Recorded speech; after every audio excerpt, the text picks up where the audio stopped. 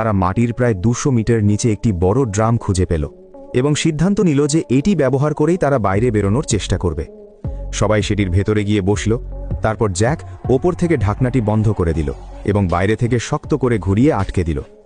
ড্রামের ভেতরে থাকা মানুষগুলো ঢাকনা পেটাতে লাগল। জ্যাকের চোখে জল ছিল। সে তার বন্ধুদের কাছ থেকে শেষ বিদায় নিচ্ছিল। বাইরে অবিরাম প্রবল বৃষ্টি হচ্ছিল। আশপাশের জমির জল মাটি ভেঙে ভেতরে ঢুকতে শুরু করল। জল ধীরে ধীরে জ্যাকের শরীর পর্যন্ত পৌঁছে গেল। তার ছেলে কাঁদতে কাঁদতে ক্লান্ত হয়ে পড়েছিল। সে শুধু তার বাবার এই আত্মত্যাগ দেখছিল। জলের স্তর বাড়তে থাকায় ড্রামটিও ওপরে ভাসতে শুরু করল।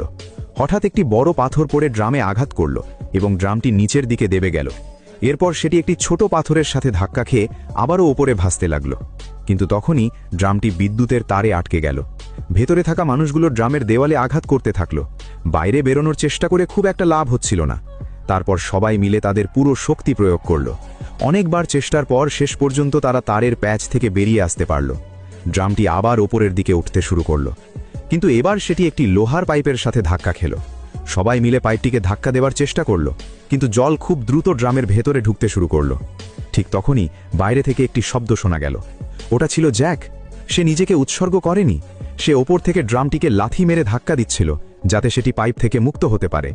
ড্রামের ভেতরের এবং বাইরের মানুষগুলো একসাথে মিলে চেষ্টা করতে লাগল।